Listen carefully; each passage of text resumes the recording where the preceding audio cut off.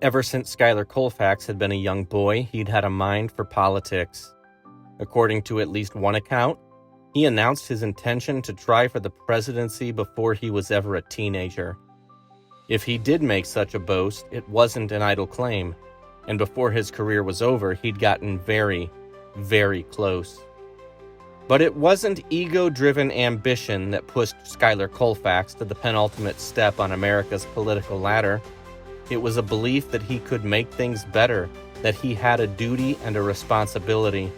But most of all, Schuyler Colfax loved politics, the conversations, the debates, all of it. Remember that as a young man in his early 20s, he was supposed to have become a lawyer. It was his mother's wish for her son, both that he would become a lawyer and that he would not become a politician. Remember that for quite some time, Colfax had a mind to acquiesce to his mother's wishes. But in the end, he just couldn't pull himself away. He won his first election in 1855, just 32 years old at the time, and spent most of the next 2 decades traveling back and forth from South Bend to Washington, D.C. For her part, Mrs. Colfax seems to have accepted and appreciated her son's passion by the end. After all, it was hard to argue with the results. In 1870, Schuyler Colfax gave the world his 2 years' notice. He would serve out the remainder of his vice presidential term and then retire from public service. The announcement was clear about the terms, and Colfax reiterated as much himself in conversations with friends and colleagues. His mind was made up. His decision was final. It was not subject to change. But as had happened at least once prior, no matter how much Colfax intended to be done with politics, it appeared, at least for a while, that politics was not done with him. It took entreaties from his friends, letters from his supporters, and cheers from crowds around the country to at last persuade him. But finally he struck a kind of compromise with the coming end to his political life. He wanted to retire, yes, he iterated that once and now again. But if the Republicans still voted to put him back in the White House, he would not defy them. 2 years after he announced his retirement, Schuyler Colfax was back in the race.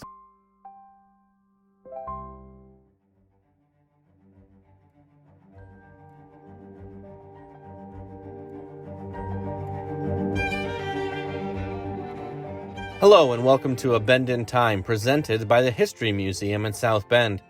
I'm your host, Aaron Helman, and during this series we are going to dive into the life of South Bend's own Schuyler Colfax. During the course of this episode, you'll hear fictional advertisements for very real historical companies and products.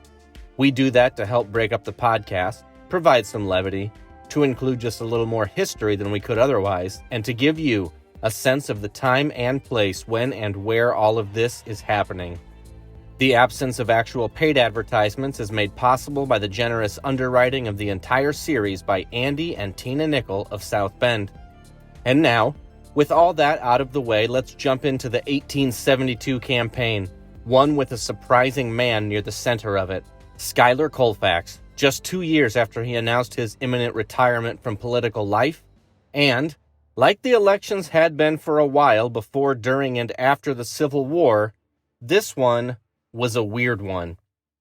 Horace Greeley, the New York newspaper publisher, longtime friend, mentor, and supporter of Schuyler Colfax, a Whig from the old guard and originator of the Republican Party, announced that he would be running for president in opposition to Ulysses S. Grant. Greeley claimed a new party, the Liberal Republicans, and in a surprise move, the Democrats lined up to support him at their own convention, a rebuttal against Grant more than anything else. As had been the case for several years, the differences of opinion largely revolved around race. The new Liberal Republican Party felt that the Grant administration had gone too far in advocating for the cause of African Americans, a cause that Southern Democrats could be convinced to rally behind. That's how, in 1872, the Democrats chose for their nominee the aging Horace Greeley, a lifelong Republican. The move provided some evidence that the Democratic Party was in shambles, but it also represented a wide and dangerous schism in the Republican Party. Some commentators suggested that Grant was too controversial and too divisive. Some commentators suggested that Grant should step aside, and when they did, they suggested that Schuyler Colfax should take his place. There is no evidence that Colfax was ever publicly or privately in favor of this strategy, but that didn't stop the newspapers from printing it anyway. And as we're about to find out, at least some of the ink they spilled over the matter would stain Colfax's relationship with the president anyway. How could it not? The Brooklyn Union suggested somewhat baselessly that Grant would happily retire and cede power to Colfax if it was what the people wanted. Even Horace Greeley might have been playing a very long game with his nomination, writing that he hoped to cause enough division with his move to force Grant off track and to nominate Schuyler Colfax in his place instead. It's not an idea that's as ridiculous as it sounds. Greeley and his wife were both in failing health, and it's likely that Greeley was aware that he wouldn't live through his own presidency and that it was unlikely to win it. Indeed, Greeley's wife died a few days before the election, and Greeley himself died a few weeks later, not even surviving to see the electoral votes counted. Had he not died, he would have earned 66 of them. Still, despite the best efforts of supporters and interlopers, Colfax did not throw his own hat into the ring, and even wrote a letter to President Grant apologizing for the drama his name had created. Grant responded back that Colfax should not worry, writing that commentators had sought to create jealousy between the two since the day their ticket was announced in 1868, and as far as Grant was concerned, they had failed. So Colfax was fully able to quash the rumors of his own presidential ambitions, but there was still plenty of energy among his friends and supporters. They had to direct it somewhere, and so they directed it into persuading their hero to reconsider his intent to retire. At least he could be their vice president again. On this, Colfax was willing to listen, and made a series of statements that tried to walk back his previous talk of retirement without making the whole thing look like a stunt. He said that while he still preferred retirement, he never said he wouldn't accept another vice presidential nomination if it came unsolicited. As the groundswell of support for his continued involvement in national politics only grew, Colfax said that if he was renominated for the position, in spite of his own disinclination for it, that it would seem ungrateful for a man such as him to ignore the will of the people. In this way, he would yield to their demands, placing the wishes of the party ahead of his own wishes to retire. There is some evidence that Colfax might have been a little disingenuous in all of this rhetoric, because in January 1872, he was actively writing letters to friends and supporters outlining ideas for his own renomination strategy. But by the time Colfax was in the race, there was also another man vying for the office.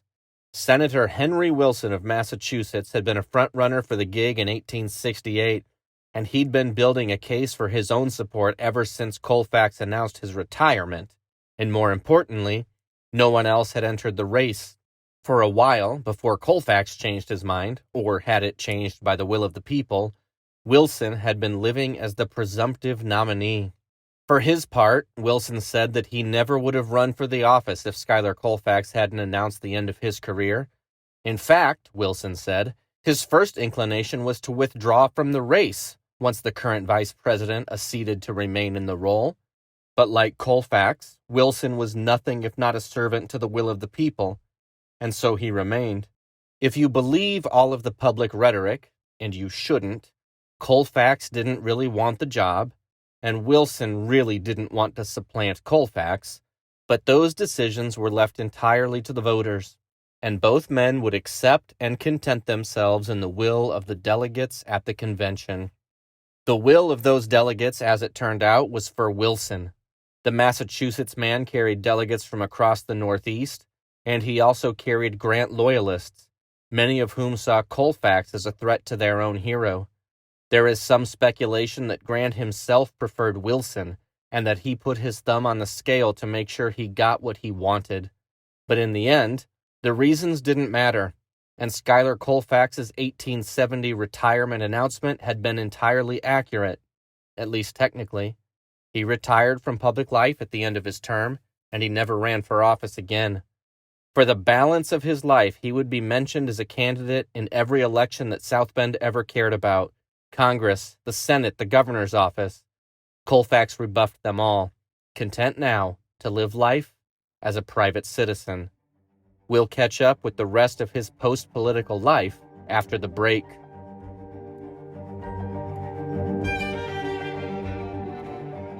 The Indiana Reaper and Iron Company is proud to supply the Midwest with dependable reapers, plows, and iron tools, built to endure the hardest fields and the longest seasons. Now, under the distinguished vice presidency of the Honorable Schuyler Colfax, our company unites national integrity with local industry. Write or visit our works along the Grand Trunk Line. And now, back to A Bend in Time, presented by the History Museum.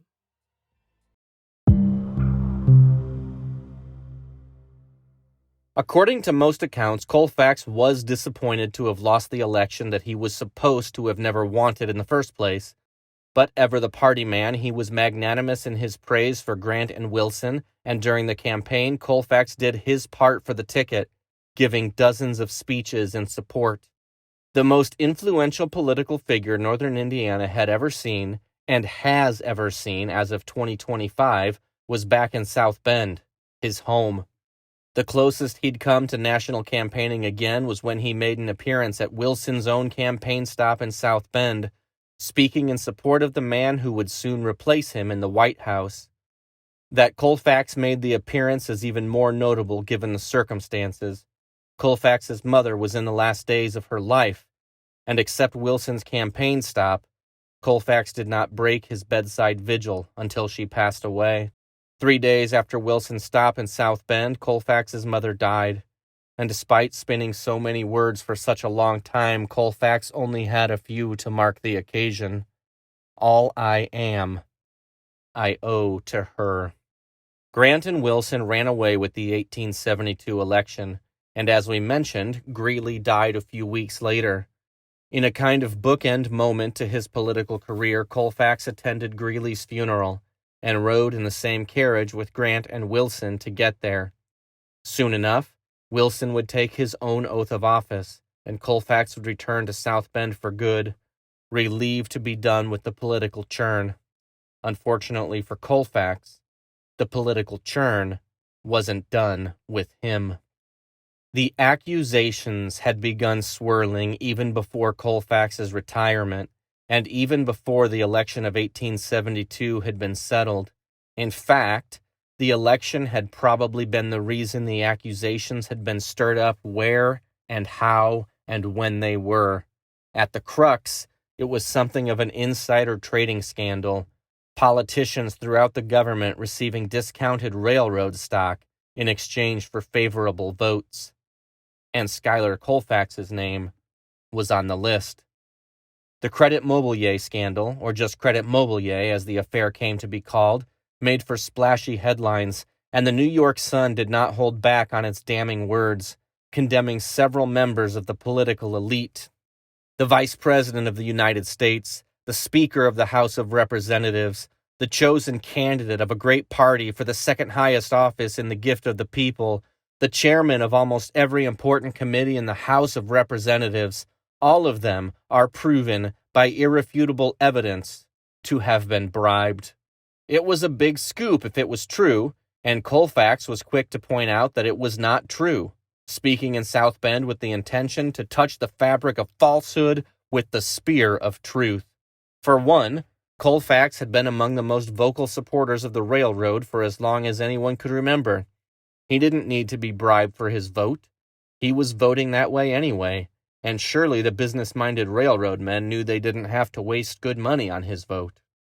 To try to bribe me to vote for the railroad, he said, is like trying to bribe me to vote for the Republican ticket, or trying to bribe a Methodist minister to promote Methodism. It's worth noting that the article didn't just implicate Colfax. It also implicated the new Republican vice presidential darling, Henry Wilson. It also implicated Republican leadership on the whole, including future presidential candidate James Blaine and future President James Garfield. If the nation was overly alarmed by the allegations, it didn't show up in the election. The Republicans ran away with a landslide victory, suggesting that the nation at large didn't believe the scandal, and if they did, then maybe they just didn't think it was such a big deal. But in the aftermath, there would be plenty of words written and plenty of investigations commenced that tried to figure out the scope of the scandal, and with special attention paid to Schuyler Colfax's role in it. There are things about this whole affair that we will never know, but here are a few things that are true. The optics of the whole thing were undeniably bad.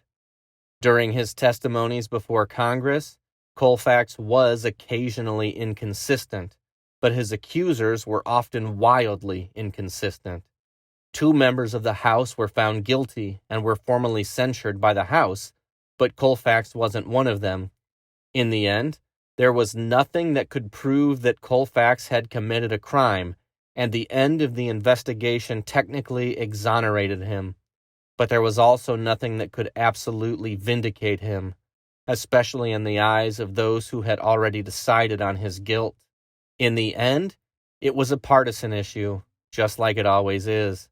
If you were a Republican Colfax supporter, then everything you saw and everything you read only confirmed his innocence. And if you weren't, then everything you saw and everything you read only confirmed his guilt. And as for the actual truth, well, that didn't really matter, did it? Credit Mobilier was, and in many ways still is, an unfortunate stain on Schuyler Colfax's otherwise squeaky clean legacy. But it's worth noting again that the other men implicated do not seem to carry the same stain. Henry Wilson became Vice President of the United States. William Kelly won 10 more terms in the House. James Blaine ran for president. James Garfield became president. Colfax's old boss, President Ulysses S. Grant, offered his own words of support when he wrote to Colfax in a letter dated March 4, 1873, "I am as satisfied now, as I have ever been, of your integrity, patriotism, and freedom from the charges imputed, as if I knew of my own knowledge of your innocence." So, what made the whole affair so sticky for Schuyler Colfax when so many others escaped untainted? There are certainly a few reasons. First, Colfax was alleged to have received his discounted stock while he was Speaker of the House. That made him the most powerful of the men who allegedly took the bribes when the bribes were offered. Second, after the Credit Mobilier scandal broke, Schuyler Colfax never ran for office ever again. Looking backwards, it's easy to notice that Credit Mobilier lines up neatly with the end of Colfax's political career. But of course, that ignores the fact that Colfax had already announced that he desired retirement, even if he balked at the notion a few years later. There is one narrative that claims that Credit Mobilier ended Schuyler Colfax's political career, but it is probably more likely that Colfax ended his own career before the news even dropped. Even if the announcement hadn't been as final as he suggested, his loss at the convention almost certainly was, and that happened several months before the first time anyone mentioned his involvement with the discounted stock. And then, of course, there are the dark and unfortunate truths of politics. In 1872 and 1873, Schuyler Colfax was a Republican, outgoing vice president who, by all accounts, did not appear to have much interest in running for any office ever again. That made him a perfect scapegoat, and although no one ever said it out loud, it was advantageous for every single active Republican to let their retired colleague carry the weight of the stain into his private life with him. Whether it was deliberate doesn't matter, and Schuyler Colfax was ever the party man to the end. The answer to the question, why didn't the heat of the Credit Mobilier scandal affect the others who got caught up in it, is simple. It's because Schuyler Colfax, whether he meant to or not, took the heat for them. It was exactly the kind of crucible that Mrs. Colfax had hoped she'd never have to see her son endure when she hoped against his career in politics so many years ago. And if there's any solace in this dark episode, it's that she didn't. Hannah Colfax Matthews died a month before the news about Credit Mobilier made it to print. As far as she ever knew, Schuyler Colfax was only ever going to do whatever it was he did next, and we'll get into that after the break.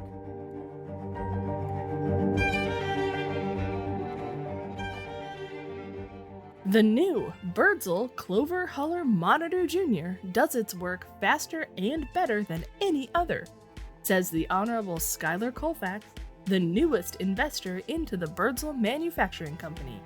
And that's how you know it's good.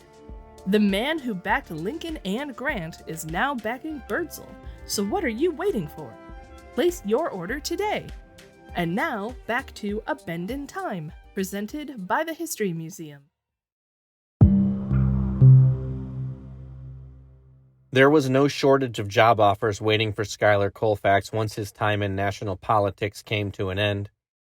There was a sudden editorial absence at the New York Tribune in the wake of Horace Greeley's death, and Colfax was the man they hoped would take the job.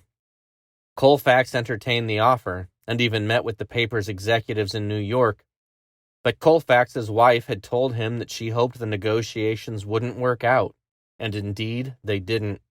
There were also offers from railroad companies. According to Schuyler Colfax biographer Ovando Hollister, the railroads wanted the former vice president to be their spokesperson, their lobbyist, and their political consultant. It would have been a good job, and it would have paid very well. It also would not have been a very good look, given everything that had just transpired with Credit Mobilier.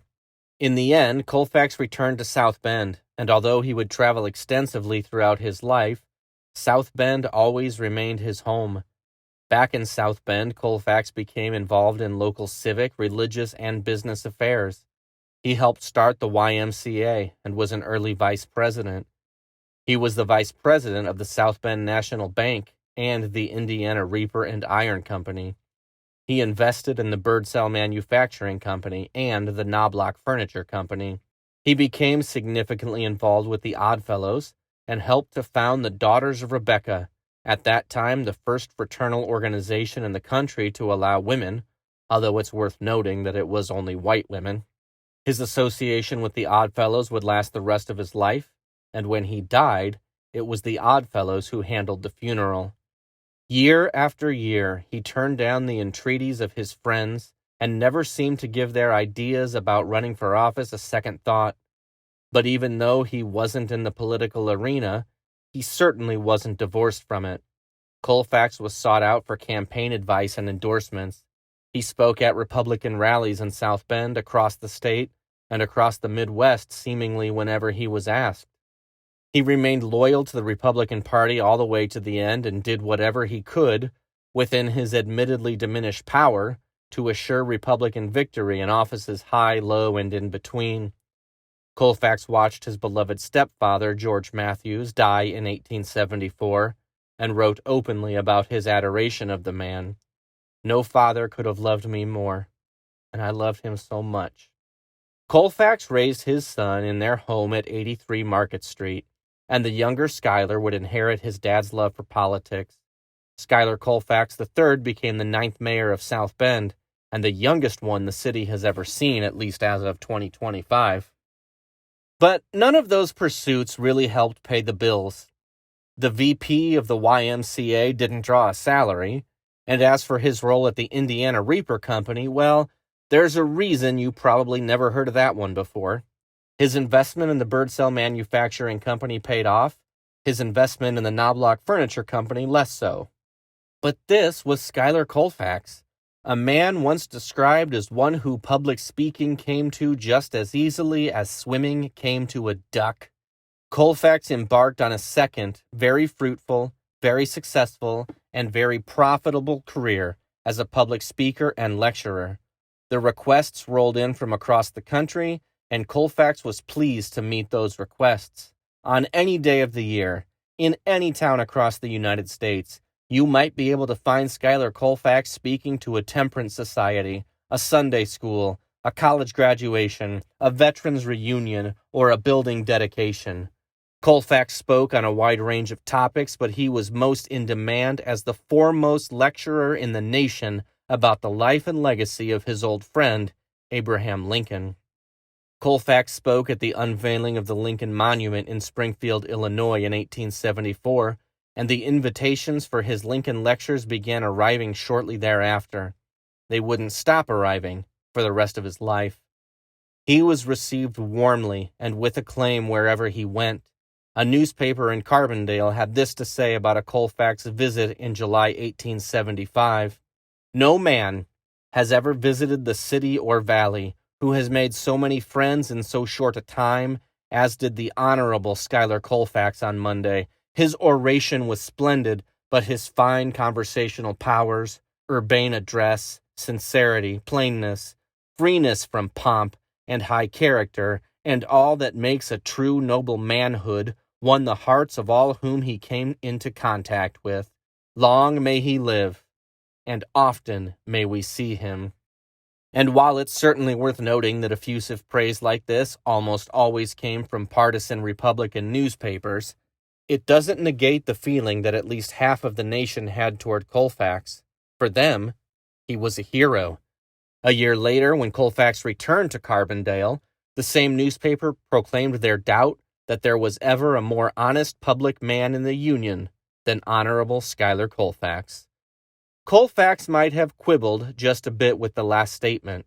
In his mind, he wasn't a public man anymore. He was a private citizen, although a highly visible one. He made more money as a lecturer than he ever did as a politician, and most of all, Colfax seems to have been happy with his life outside of politics. I am inclined to take him at his word when he writes, "The life I am now living is so much fuller of happiness and independence than public life. No temptation could lure me back into it. I would not be a candidate, nor an aspirant for an office at any salary. Indeed, the service of the public, a slavery in which I was for nearly 20 years, has become so repulsive to me when you take into account the usual reward of calumny, backbiting, and every possible falsification, that I feel 10 years younger and 20 years happier."